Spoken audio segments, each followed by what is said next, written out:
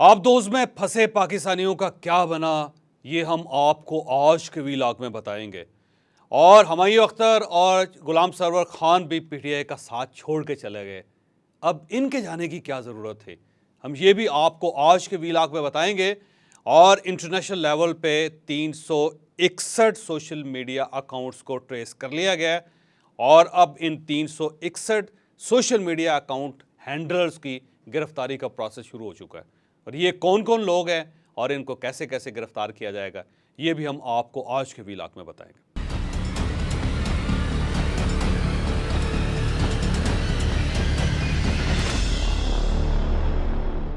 हुसैन दाऊद साहब पाकिस्तान के सबसे अमीर लोगों में शुमार होते हैं। ये एंग्रो कॉरपोरेशन के मालिक भी हैं और इसके साथ साथ दाऊद हरकुलिस कंपनी के मालिक भी हैं। पाकिस्तान के अंदर इंतहाई अमीर लोगों का अगर प्रोफाइल बनाया जाए तो हुसैन दाऊद साहब उनके अंदर सरे फहरिस्त होंगे। इंतहाई मोअज़्ज़ज़ आदमी हैं, बड़े बिजनेसमैन हैं, मेमन कम्युनिटी के साथ इनका ताल्लुक़ है, बड़ी मेहनत की और इतनी मेहनत के बाद इन्होंने बड़ा मुकाम हासिल किया। लेकिन अब इनके साहबजादे और इनके पोते दोनों आबदोज़ के अंदर टाइटैनिक जहाज़ देखने के लिए गए और उसके बाद ये लापता हो गए, जिसके बाद ज़ाहिर है पाकिस्तान के अंदर अब ये ब्रेकिंग न्यूज़ है, हर तरफ हर चैनल पे चल रही है। जो ये खबर आई तो बहुत से लोगों ने स्पेकुलेशंस करनी शुरू कर दी। कुछ लोगों ने कहा कि जी हाँ देखें, अमीर आदमी हैं तो आपने $5 लाख इसी तरह ज़ाया कर दिए, आपको चाहिए था किसी गरीब को दे देते। कुछ लोग ताने दे रहे हैं, कुछ लोग गालियाँ दे रहे हैं, कुछ लोग मजाक उड़ा रहे हैं। तो मेरा ख्याल ये है कि ये इंतहाई गलत रुझान है पाकिस्तान के अंदर और हमें इमरान खान साहब को इसका क्रेडिट देना पड़ेगा कि उन्होंने सोसाइटी को इतना पोलराइज कर दिया है कि लोगों की मुसीबतों का भी लोग मजाक उड़ा रहे हैं। तो ये एक इंतहाई ऑब्जेक्शनेबल और इंतहाई अफसोसनाक ट्रेंड है जिसकी मैं मजम्मत करना चाहता हूँ। तो मैं सबसे पहले तो मजम्मत कर रहा हूँ। दूसरी बात यह है कि याद रखें कि इंसान कितना ही अमीर क्यों ना हो जाए, इंसान कितना ही ताकतवर क्यों ना हो जाए, वो कुदरत के सामने बेबस होता है। और ये जो वाक़या ये साबित करता है कि कुदरत इतनी खौफनाक है या कुदरत इतनी ताकतवर है कि जब वो कोई फ़ैसला कर लेती है तो फिर कोई शख्स उस फ़ैसले से डेविएट नहीं कर सकता उसको। कोई शख्स भी उस कुदरत को फ़ैसला बदलने पे मजबूर नहीं कर सकता। तो दाऊद फैमिली के साथ ये बड़ी ज़्यादती हुई, इस वक्त वो दुख में हैं, मैं उनके साथ इस दुख में शरीक भी हूँ। और जो अभी क्राइन ये कहते हैं कि आबदोज़ जो है उसके अंदर ऑक्सीजन ख़त्म हो चुकी होगी। अब पूरी दुनिया ने बल्कि डिक्लेयर करना शुरू कर दिया है कि अब तलाश बंद कर देनी चाहिए, क्योंकि जब ऑक्सीजन ही नहीं है और 4000 मीटर की गहराई में ये आबदोज़ गई थी और उसका कोई अता पता नहीं है, तो अब तो इनके बारे में अच्छा सोचना भी अब मुनासिब नहीं है। तो मेरा ख्याल ये है कि हर वक्त एक आस उम्मीद इंसान के अंदर ज़िंदा रहनी चाहिए। हो सकता है कोई मौजज़ा हो जाए, हो सकता है कि कुदरत ने कोई ऐसा करिश्मा कर दिया हो और कुदरत की तरफ से कोई ऐसा इनाम हुसैन दाऊद साहब के लिए रखा हो कि अचानक खबर आए कि वो जो उनके साहबजादे हैं और जो उनके पोते हैं वो वापस आ गए। तो एक उम्मीद जो है वो हुसैन दाऊद साहब के दिल में इस वक्त होगी और मैं दुआ करता हूँ कि इस उम्मीद को अल्लाह ताला कायम भी रखे और इसे प्रैक्टिकल भी कर दे। तो लेकिन जो क्राइन बताते हैं, जो आसार बताते हैं, वो ये बताते हैं कि शायद दोनों पाकिस्तानी इस वक्त दुनिया में मौजूद ना हो, क्योंकि इतनी गहराई के अंदर किसी का ज़िंदा रहना और वो भी ऑक्सीजन के बगैर ज़िंदा रहना वैसे मुमकिन नहीं है। लेकिन ज़ाहिर है दुनिया में मौजज़ात होते रहते हैं, शायद कोई मौजज़ा हो जाए। लेकिन ये चैप्टर सरे-दस्त क्लोज़ ही समझें और इसके बाद एक लेसन ये भी लें कि बिला वजह अपनी ज़िंदगी को अज़ाब में नहीं डालना चाहिए। आप कितने ताकतवर क्यों ना हो, आपके पास कितनी दौलत क्यों ना हो, अल्लाह ताला ने आपको कितना ही मोतबर क्यों ना बनाया हो, तो नेचर के ख़िलाफ़ जाने का कोई फ़ायदा नहीं होता, इसका हमेशा नुकसान ही होता है। ये बिल्कुल ऐसे है कि जैसे कोई शख्स 20,000 फुट की बुलंदी पे छलांग लगा के ये कहे कि समंदर में गिरूंगा बच जाऊंगा, लेकिन हो सकता है कि वो ऐसी जगह गिर जाए जहाँ पे नीचे मछलियाँ हों या मगरमच्छ हों और उसके बाद उसका ज़िंदा बचना इतना मुमकिन ना हो, आसान ना हो। और ये भी कि समुद्रों के अंदर उतर के उसकी गहराई का जायज़ा लेना और सिर्फ़ इसलिए कि एक तफरी है। तो मेरा ख़्याल ये है कि इससे एक लेसन ये ज़रूर लेना चाहिए कि बिला वजह कुदरत के साथ इंटरवेंशन नहीं करनी चाहिए। कुदरत बाज़-औक़ात माइंड भी कर जाती है। बहरहाल हुसैन दाऊद साहब के लिए मेरे दिल में हमदर्दी है, वो बहुत नेक आदमी है, बहुत काम करते हैं वो पाकिस्तानियों के लिए, वेलफेयर के बहुत बड़े-बड़े इदारे चला रहे हैं। और अगर ये इदारे ना भी चल रहे होते तो जो कुछ उन्होंने पाकिस्तानियों की खिदमत की बिज़नेस की फ़ील्ड में, वो भी कोई कम कम नहीं है, क्योंकि इस वक्त भी वो 2, 4, 5 लाख लोगों को रोज़गार का बंदोबस्त कर रहे होंगे, उनको रोज़गार दे रहे होंगे। तो इस दुख की घड़ी में हुसैन दाऊद साहब के मैं साथ हूँ। अल्लाह ताला इन्हें सब्र जमील भी दे और अल्लाह ताला कोई ऐसा मुआवजा भी दिखाए कि जिससे इनके बच्चे वापस आ जाएँ और ये फैमिली दोबारा एक शानदार ज़िंदगी गुजारे और उसके बाद शुक्र अदा करे। तो हम अब आते हैं हुमायूं अख्तर साहब और ग़ुलाम सरवर ख़ान साहब की तरफ। हुमायूं अख्तर एक बड़े शानदार इंसान है, इसमें कोई शक नहीं है। उनके अंदर आजिज़ी है। अल्लाह ताला ने बड़ा ब्राइट किस्म का माइंड उनको दिया है। उनके पास बड़े फार्मूले होते हैं, अनथक आदमी हैं, काम करना चाहते हैं, ट्रेड्स और इंडस्ट्री को बहुत अच्छी तरह समझते हैं। जब भी वो पाकिस्तान के अंदर मिनिस्टर बने तो उन्होंने बेतहाशा काम किया और मैं वैसे उनका फ़ैन हूँ। लेकिन जब वो पीटीआई के अंदर गए थे तो बड़ी हैरत हुई हमें कि अब पीटीआई के अंदर वो चले गए हैं जहाँ उनकी दाल गलने का कोई चांस नहीं है। लेकिन बहरहाल वो चले गए और वो इमरान खान साहब को प्रोटेक्ट भी करते रहे, इमरान खान साहब को सपोर्ट भी करते रहे। लेकिन कल उन्होंने भी पीटीआई छोड़ने का ऐलान कर दिया। उन्होंने कहा कि मेरे जो शहीद वालिद हैं उन्होंने फ़ौज के लिए बहुत खिदमात सर अंजाम दी थी और मैं ज़ाहिर एक फ़ौजी के घर पला हूँ, तो मेरा ज़मीर गवारा नहीं करता कि अब मैं पीटीआई के साथ रहूँ।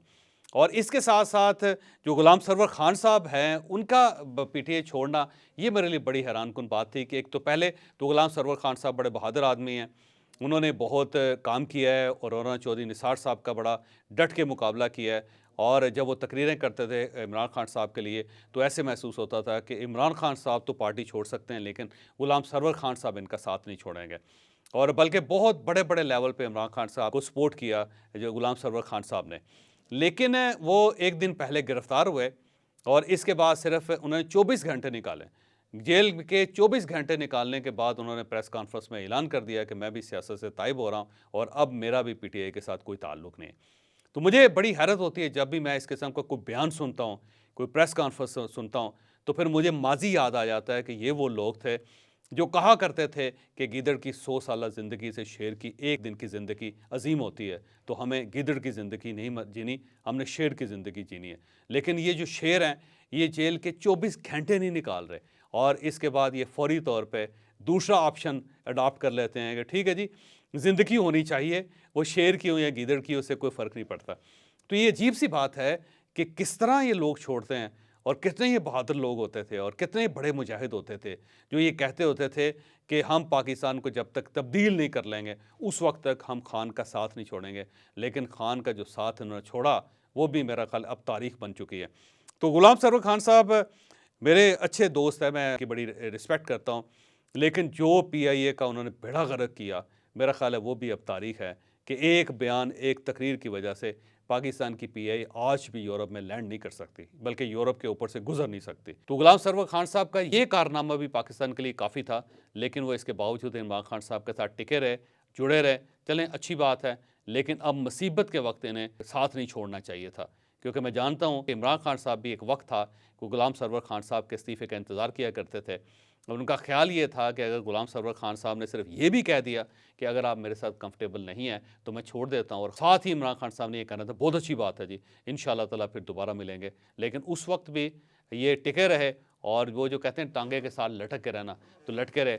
लेकिन यूँ ही इमरान खान साहब पे मुश्किल वक्त आया तो ग़ुलाम सरवर ख़ान साहब ने एक रात जेल में नहीं गुजारी, बस उसके बाद फौरी तौर पे सलाम करके ये भी चले गए। तो इमरान खान साहब को इन तमाम लोगों के चेहरे देख के, इन तमाम लोगों के प्रोफाइल देख के कुछ ना कुछ सोचना ज़रूर चाहिए कि पार्टियां इस तरह नहीं चलती। और अगर आप इन खिलाड़ियों की बुनियाद पर यह फ़ैसला कर रहे थे कि आपने इस रियासत को मदीना की रियासत बनाना था, तो आप कितने सादा आदमी थे, बल्कि मैं माफ़ी चाहूँगा आप कितने बेवकूफ़ आदमी थे कि आप इनकी बुनियाद पर मुल्क के अंदर तब्दीली लाना चाहते थे। और अब हम आते हैं उन 361 सोशल मीडिया अकाउंट्स की तरफ जिनके खिलाफ कार्रवाई का फैसला कर लिया। एफआईए ने 361 ऐसे सोशल मीडिया अकाउंट्स तलाश किए हैं कि जहां से पाकिस्तान के खिलाफ प्रोपेगेंडा हो रहा है, और ये वो अकाउंट हैं जो मुल्क से बाहर से ऑपरेट किए जा रहे हैं। इनमें से कुछ का ताल्लुक सऊदी अरेबिया, कुछ का यूएई और कुछ का ओमान के साथ है, और कुछ अकाउंट्स ऐसे हैं कि जो यूरोप के अंदर से ऑपरेट हो रहे हैं, कुछ अमेरिका और कनाडा से ऑपरेट हो रहे हैं, और इनमें से कुछ ऐसे लोग भी हैं जो मलेशिया से अपने अकाउंट्स ऑपरेट कर रहे हैं।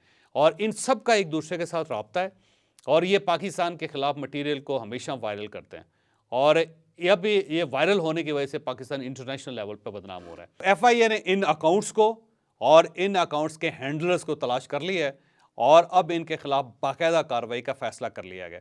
सबसे पहले इनके खिलाफ रेड वारंट जारी किए जाएंगे और रेड वारंट जारी करने के बाद इन सबको पाकिस्तान बुला के इन सबको सज़ा दी जाएगी और इनमें आदिल राजा साहब भी शामिल हैं और इसके अलावा कई ऐसे नाम शामिल हैं जो सरदस्त में आपके सामने नहीं रख सकता, लेकिन जब ये खुल कर सामने आएंगे तो आप हैरान ही रह जाएंगे कि ये साहब भी ये काम करते रहे, जबकि ये इंतहाई मोअज़्ज़ज़ आदमी थे और सबका ख्याल ये था कि ये इस लेवल पर नहीं जाएंगे, लेकिन ये भी इस लेवल पर चले गए। तो आने वाले दिनों में 361 अकाउंट हैंडलर्स की जब फहरिस्त जारी होगी तो वो फहरिस्त आपको हैरान कर देगी। और आखिर में मैं साबिर शाकिर साहब के लिए प्रोटेस्ट करना चाहता हूँ कि साबिर शाकिर साहब इस वक्त लंदन में हैं, आपको इनके ख्यालात से इख्तलाफ हो सकता है, लेकिन कल पुलिस ने इनके घर पे छापा मारा और घर में ज़ाहिर है कोई शख्स नहीं था, इनकी सारी फैमिली बाहर है और वहाँ से एक क्लाशनकोफ दरियाफ्त करके इनके खिलाफ क्लाशनकोफ का केस बना दिया गया। ये मैं समझता हूँ कि ज़्यादती है। अगर आपको साबिर शाकिर से कोई इशू है तो साबिर शाकिर के खिलाफ कोई केस दर्ज करें। एक शख्स का जब घर खाली होगा, जब वो यहाँ पे नहीं होगा, तो फिर उस घर की तलाशी लेना और फिर उसमें से क्लाशनकोफ निकाल के उसका पर्चा बना लेना, मेरा ख्याल है ये बड़ी बेइज्जती है। और इससे अगली स्टेज ये है कि आप साबिर शाकिर साहब के घर से कोई चोरी की भैंस भी दरियाफ्त कर ले और उसका मुकदमा बना के भी इनका रेड वारंट भी जारी कर दें।